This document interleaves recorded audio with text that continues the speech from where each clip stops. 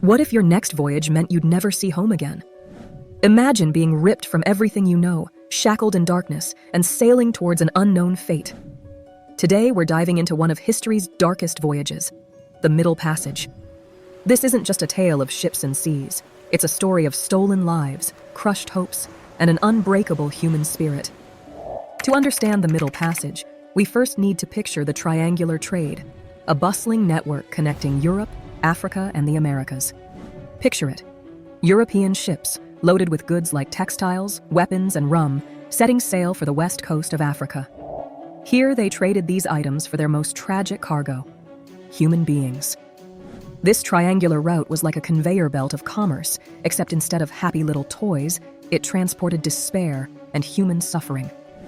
What drove this inhumane trade? The answer is simple: profit. European powers and colonial entrepreneurs sought to fuel their growing plantation economies with a steady supply of labor, turning a blind eye to the human cost. The journey of the enslaved Africans began long before they set foot on a ship. Across West and Central Africa, communities were raided by slave traders and local collaborators who captured men, women, and children. Imagine living peacefully in your village, only to be torn from your family and forced into a world of chaos and uncertainty. Those captured were often marched in chains for miles to coastal forts, where they were held in dungeons until the arrival of a slave ship. These forts were like factories of despair, processing humans like commodities. The conditions were appalling: crammed spaces, minimal food, and no sanitation. It was a dehumanizing experience designed to break the spirit before the real ordeal even began. As the slave ships arrived, the enslaved were herded on board like cattle. The vessels, known as slavers, were specially designed for maximum capacity, with little regard for the well-being of their human cargo. Captains and crews treated the enslaved as mere numbers, each body a potential profit to be made in the Americas. Imagine the terror of boarding one of these ships, where the air was thick with fear and the stench of despair. Enslaved Africans were forced into the hold, shackled in pairs, with barely enough room to sit up. It was a descent into darkness, both literally and figuratively, as the ships set sail for the grueling journey across the Atlantic. The Middle Passage typically lasted 6 to 8 weeks, though some voyages dragged on even longer due to storms or navigational errors. Conditions on board were hellish. The hold was dark, damp, and airless, with the enslaved lying side by side on wooden planks. It was a claustrophobic nightmare, where disease spread rapidly and death was a constant companion. The captains, driven by profit, aimed to transport as many enslaved people as possible, leading to overcrowded ships. Malnutrition and dehydration were rampant, and epidemics of dysentery and smallpox claimed countless lives. Those who died were simply thrown overboard, human lives reduced to mere calculations on a ledger. But even in this darkness, there were glimmers of resilience.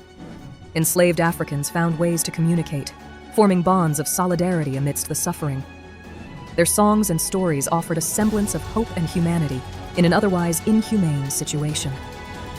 Despite the oppressive conditions, resistance was not uncommon.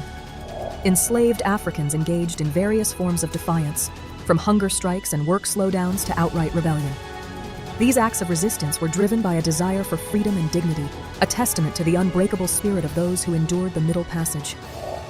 Shipboard revolts were a constant fear for the crews, who took measures to prevent them, such as dividing enslaved people by language or tribe to hinder communication. But when revolt did occur, it was a fierce struggle, often leading to brutal reprisals. Yet these acts of defiance proved that even in chains, the desire for freedom could not be extinguished. After weeks of enduring the horrors of the Middle Passage, the ships finally arrived in the Caribbean. A new world of oppression awaited.